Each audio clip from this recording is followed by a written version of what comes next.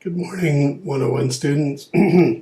Dr. Henson here. I'm here and ready to teach. I hope you are there and ready to learn. I'm making this video even though I'm not good at this and I've never done it before, but I thought it might be a good way for me to help you think about your third paper's topic I know you're familiar with and an approach I know you're familiar with. Using terms that you know already. It's worth a little bit of review, I thought, to go through and look at this assignment together. I can walk you through a few examples just to make sure you have some clear sense about what I'm looking for. I think you already do, but I think this will be worthwhile exercise to go through. First of all, let me just say that it's extraordinary circumstances, extraordinary times. I know many of you are feeling disappointed and feeling a little bit disoriented even. I think that's pretty much how everyone feels at this time. We are still working on finishing up our course. I do think that things will, for the most part, stay the same. Our final paper, as you'll recall, is an revision of, or an augmentation of, I guess I could say, one of your second or third papers. Choosing one of those to do more research on, that would be either Gloria Ansel or Harriet Jacobs. So it'll be an expansion of one of those papers. So you're not really writing that much from the ground up. You're adding some outside sources. I'll scale back a little bit on that, and then you have one other assignment, portfolio assignment, which most likely I will waive. That is for universities or English department assessment of 101 and of our course, and I think that that is something we're not going to need this year. So chances are that will be a project you won't need to work on. So really we're thinking about finishing up this paper, number 3, and then a little bit of research together, a few things we need to absolutely study, some more including MLA documentation. That will be helpful for you going forward, writing your papers, doing your research, documenting sources. Those are things you're going to be doing in your classes, the upper level, as we continue. So I think this is useful. I hope this is useful. I'll be communicating with you primarily through Moodle announcements and some emails, and I'll be sending you documents through the mail, and then you'll be turning in your assignments, including some draft paragraphs coming up this coming week for your third paper. Be turning those into me via Moodle, and I will be responding to those and returning them to you in the same way through the same portal, the Moodle portal. So let's get started thinking, well, first of all, before we get started, let me just say I hope everyone in your family is doing okay, that you're all staying healthy and hearty, and that you're able to lean in a little bit to the family time that you're getting. I know we're doing some things around here that we wouldn't ordinarily do, but just everyone trying to survive, and I hope your family is doing well. If you have challenges or circumstances that are something you think I should know about, things that would hinder your ability to get the work done, or just problems that you're encountering that I might be able to help with, by all means let me know, and of course I'll always do whatever I can if it's something I feel like I can contribute to or help with. I'll certainly do that. So let's get started thinking a little bit about your assignment. Going to need a couple of things before we get started. Of course, you'll need your copy of Harriet Jacobs, her slave narrative, and you can open that electronically or just have your hard copy. You'll also need your copy of Pratt's essay, either open electronically or your hard copy again.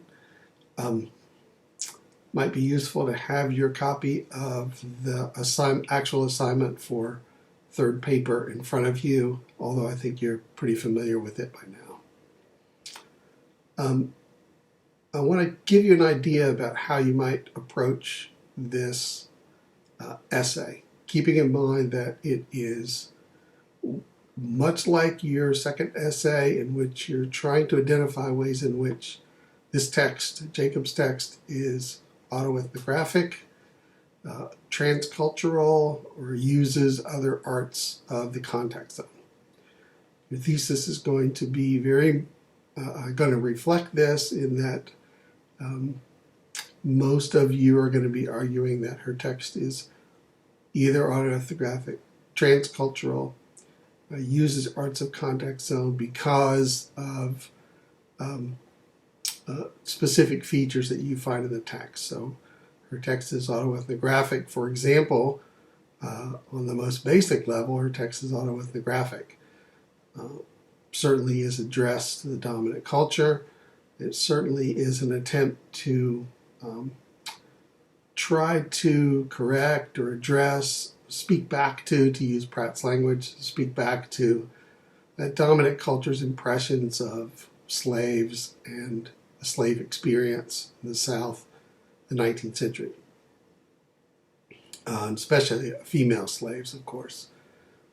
Her audience is northern white women.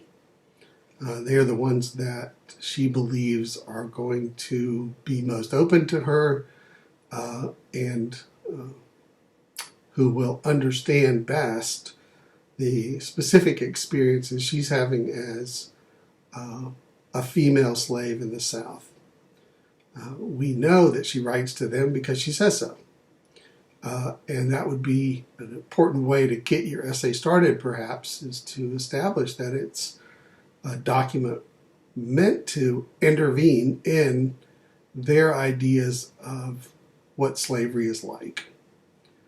And to do that, she specifically addresses northern white women, and she chooses language and style, a particular writing style, that she borrows from those northern white women in a way.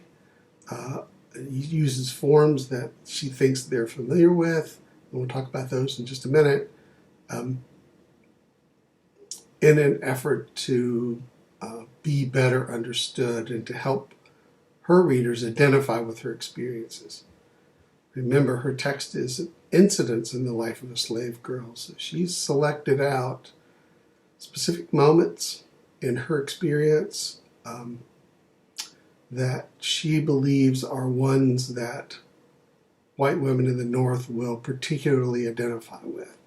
So she chooses incidents that are focused on her family, that are focused on her children, things she experiences as a woman in particular, especially the harassment by Dr. Flint and that efforts to have an emotional life, to love whoever she wants to, be close to and near the people that she wants to be close to, her family, her grandmother, her children, of course, and more or less have a normal life.